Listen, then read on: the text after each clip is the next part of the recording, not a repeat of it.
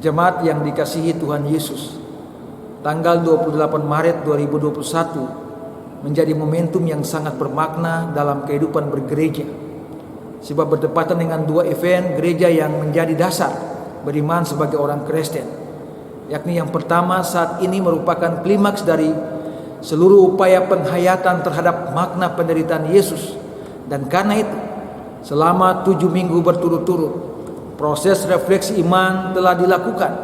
Semoga nilai-nilai penderitaan Yesus yang dihayati itu mampu membentuk spiritualitas bergereja kita agar dapat mengimplementasikan nilai-nilai penderitaan Yesus itu: kasih, pengorbanan, solidaritas, pengampunan di kehidupan konkret dalam keluarga, gereja maupun masyarakat. Bagi seorang Kristen, penderitaan dan salib adalah sebuah akta iman yang mampu mengangkat harkat dan martabat sebagai manusia.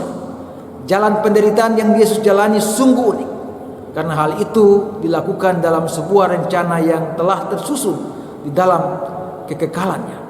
Malah Martin Luther tegaskan bahwa penderitaan Yesus di salib adalah pusat dari penyataan Allah tentang dirinya pada manusia. Karena itu, salib haruslah menjadi dasar dan pusat seluruh teologi Kristen yang sejati.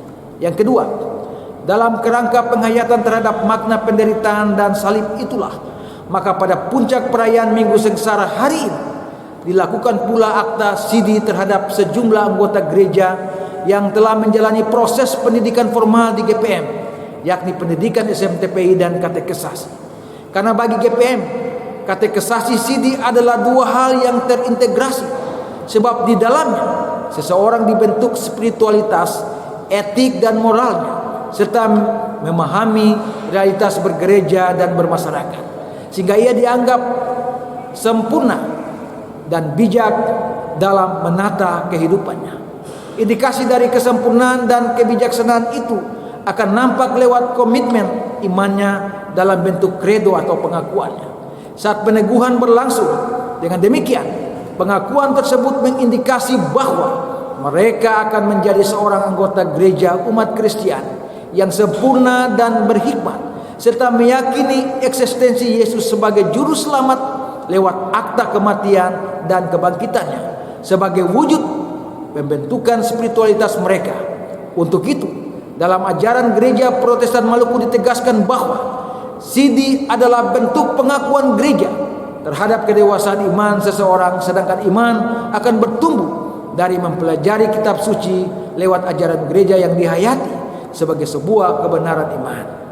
Bapak Ibu jemaat yang saya kasihi dalam Tuhan, dalam upaya menuntun seluruh dinamika pelayanan di bulan ini, maka GPM memayungi seluruh proses pembinaan dan pelayanan umat dengan tema bulanan Hamba yang Menderita dan tema mingguan Yesuslah Tuhanku dan Rajaku. Dari tema ini GPM secara konsisten membimbing seluruh umat dan pelayanan untuk memahami bahwa Yesus sebagai hamba selalu identik dengan penderitaannya, mulai dari kelahiran sampai pada kematiannya. Tentang penderitaan selalu menjadi bagian dari yang tidak terpisahkan dari hidupnya. Klimaks penderitaan Yesus terwujud dalam peristiwa salib, dan ini diceritakan oleh Yohanes bagaikan sebuah drama penyalipan yang sangat sadis dan menyedihkan. Beberapa catatan penting disampaikan Yohanes, antara lain konsekuensi dari ketidakpastian Pilatus untuk menentukan keputusan yang tepat terkait dengan penghukuman terhadap Yesus. Maka moralitas cuci tangan dikedepankan, dan saat itu Yesus diserahkan kepada orang-orang Yahudi untuk disalibkan. Dalam konteks ini, Yohanes hendak menegaskan kepada pembacanya bahwa Yesus adalah Mesias yang betul-betul mengalami jalan penderitaan dengan setia. Yesus adalah sosok atau pribadi yang konsisten pada panggilan imannya untuk menjalani penderitaan demi manusia dan dunia. Kesengsaraan Yesus kemudian berakhir di Golgota. Golgota adalah istilah Yunani yang diambil dari kata Aram Golgota yang artinya tengkorak.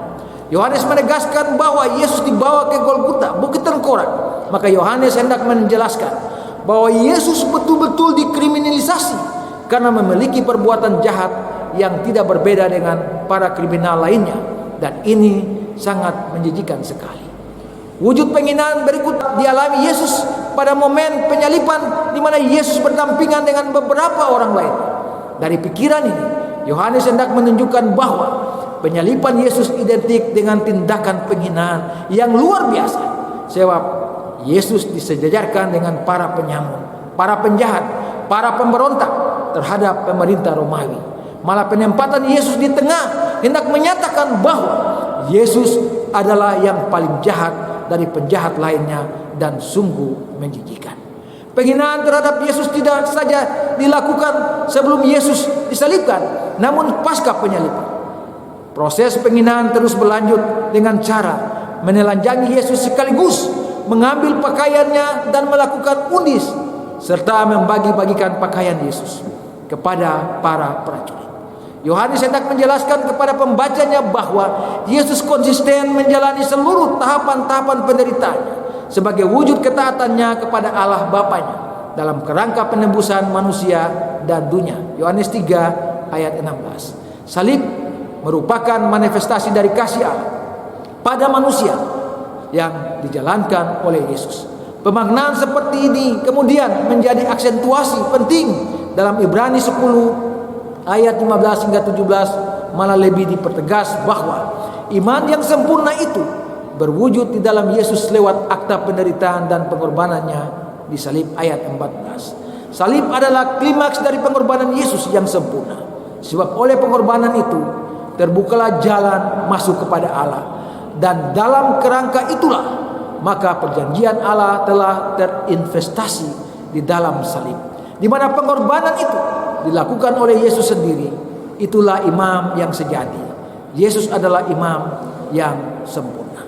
Saudara-saudara jemaat yang dikasihi dalam Tuhan, dari beberapa pikiran pokok di atas, ada pesan firman Tuhan yang mau disampaikan kepada kita semua. Yang pertama, klimaks perayaan Minggu Sengsara Yesus dan sekaligus persiapan diri memasuki perjamuan kudus dapat mengingatkan umat untuk merenung ulang makna penderitaan Yesus, kesabarannya, kasihnya, pengampunannya, pengorbanannya, kerendahan hatinya, kejujurannya, kesetiaannya, solidaritas, sehingga dapat menginspirasi umat untuk memiliki komitmen beriman yang kuat pada Yesus dalam menghadapi berbagai tantangan apapun juga.